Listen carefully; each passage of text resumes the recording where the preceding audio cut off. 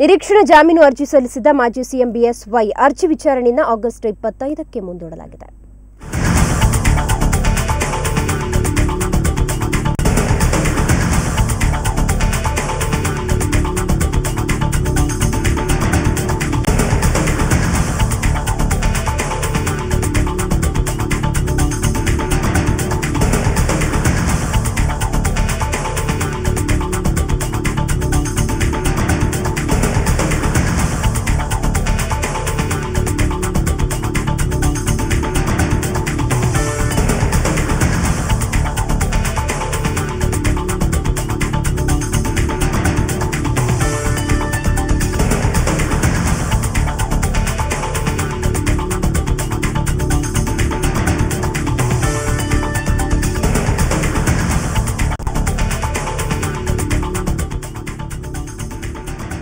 ಈಗಾಗಲೇ ನಿರೀಕ್ಷಣಾ ಜಾಮೀನನ್ನು ಕೋರಿ ಮಾಜಿ ಸಿಎಂ ಯಡಿಯೂರಪ್ಪ ಸಲ್ಲಿಸತಕ್ಕಂತಹ ಅರ್ಜಿಯ ವಿಚಾರಣೆಯನ್ನ ಹೈಕೋರ್ಟ್ ಆಗಸ್ಟ್ 25ಕ್ಕೆ ಮುಂದೂಡಿದೆ.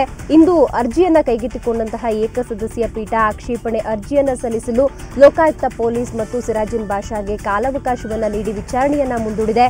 ಯಡಿಯೂರಪ್ಪ ಪರ ಸುಪ್ರೀಂ ಕೋರ್ಟ್ ಖ್ಯಾತ ವಕೀಲ ಯು ಲಲಿತ್ ವಾದವನ್ನ ಮಂಡಿಸಿದ್ದಾರೆ. ಕನಿಮೋಳಿ ಕೇಸ್ನಲ್ಲಿ ಲಲಿತ್ ಸಿಬಿಐ ಪರ ವಾದ ಮಂಡಿಸಿದ್ದಾರೆ.